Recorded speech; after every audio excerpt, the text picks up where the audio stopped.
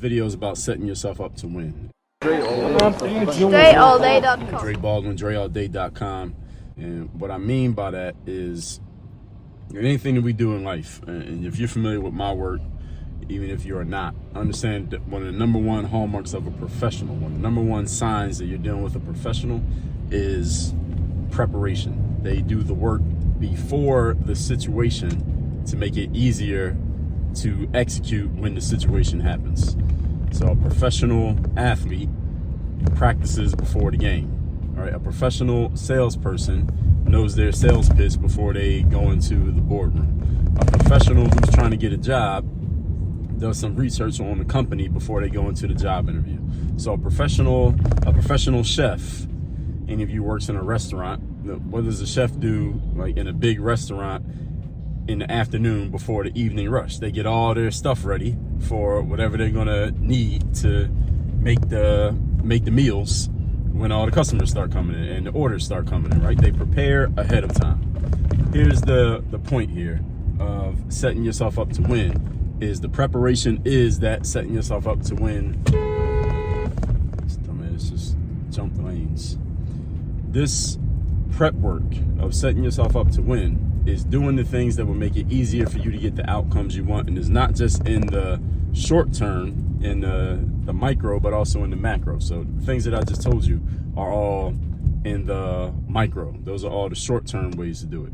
Now let's talk about the macro ways that you do it. The bigger picture way to do it is, for example, those of you who are in sales, and any of you who sells anything that's like high ticket or you do client-based work, this is a very important thing when you're in sales, is that you want to make sure you're having conversations, sales conversations with people who can actually afford to and are really seriously interested in buying whatever it is that you're selling. So as a salesperson, you don't want to be having a whole bunch of conversations with people who can't afford or don't have the mindset to buy what you're selling. So let's say you're selling a $10,000 product or service. Doesn't matter what it is. It costs $10,000.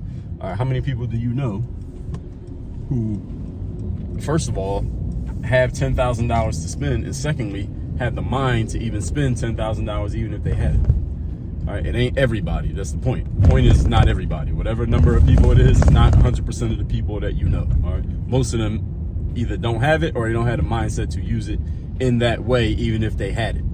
So your job as the salesperson is to make sure that your marketing and your targeting and your conversations and however you put yourself out there is clearly speaking to the people who check both boxes.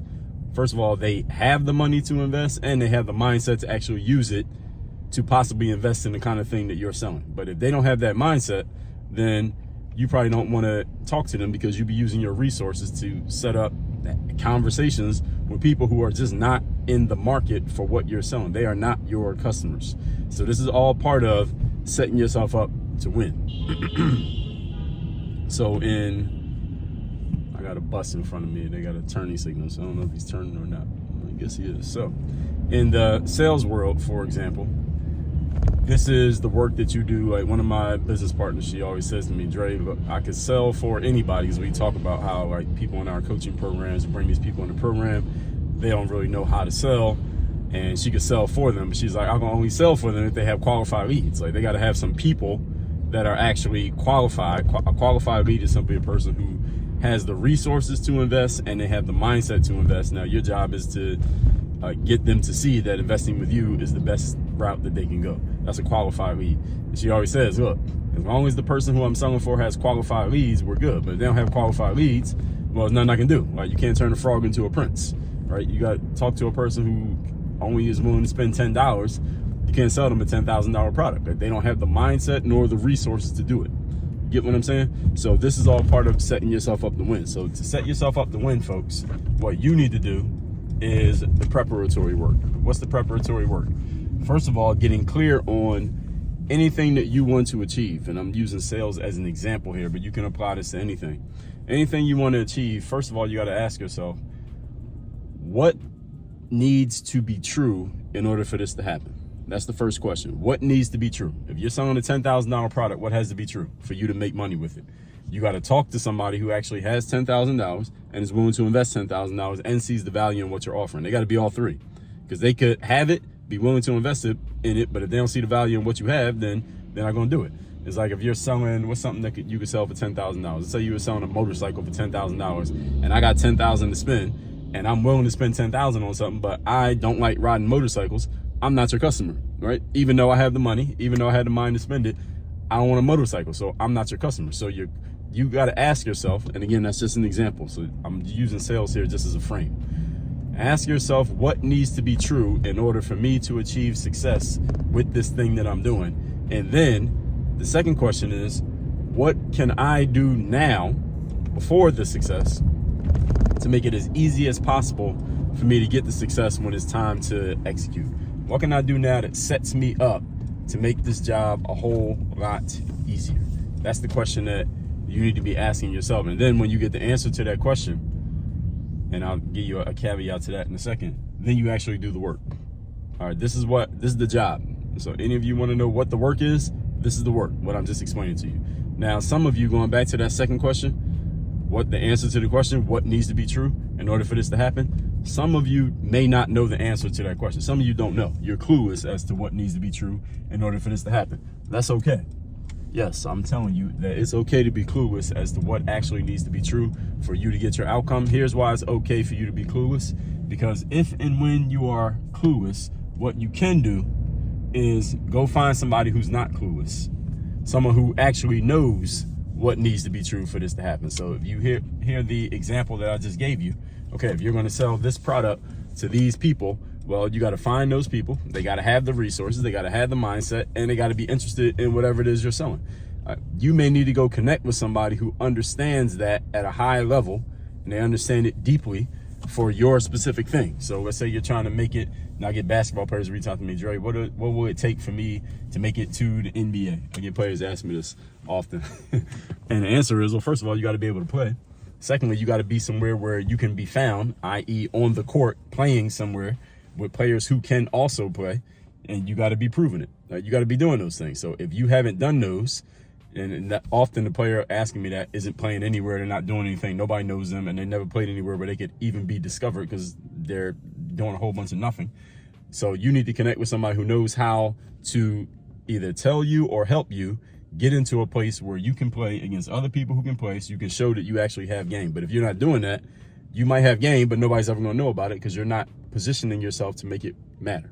You get what I'm saying? So you need to go find the person who can answer the question. If you can't answer this question, or you are guessing at the answer, or you think you have the answer, but your results are proving that you actually don't have the answer, then what you need to do is invest in connecting with someone who actually has the real answer, not your guess at an answer or your theory of an answer. This is one of the mistakes that a lot of people make, especially in entrepreneurship. And I talk to a lot of entrepreneurs, so that's why I'm using this as an example. Many entrepreneurs, and when I give them this frame, they say, okay, well, Dre, I get it. I know exactly what I need to do. I need to do A, B, C, D, right? They think they have the answer. Okay, if you have the answer of what this takes, but then we look at your results and you don't have any results, well, then clearly you don't have the answer.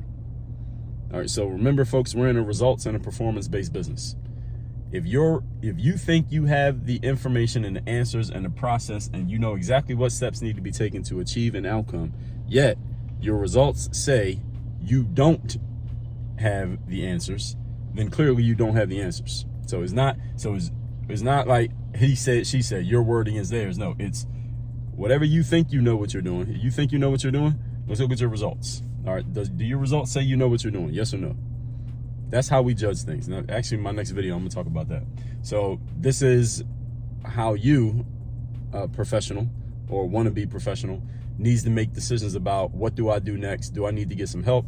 Do I know what I'm doing? Do I not know what I'm doing? Everything is based on your outcomes. And again, I'm gonna talk about that in my next video. The whole point here is setting yourself up to be successful. Are you doing the work to set yourself up for success? Yes or no? All right, there's no in between on this. All right, with all that said, my daily motivation text, the number's down below in the description, and that's that. Everything else down below in the description. Make sure y'all subscribe to this video, like this video, know all the things you could do on YouTube to make sure that you are getting notified whenever I put new videos out and all of that. We trying some new approaches and formats and stuff on YouTube moving forward. So I will only know whether something works or not by the results, and that's looking at the stats and all that on YouTube. So I told you I hadn't really been paying attention to YouTube, but we're gonna get back into it. So with all that, work on your game. Dre all day.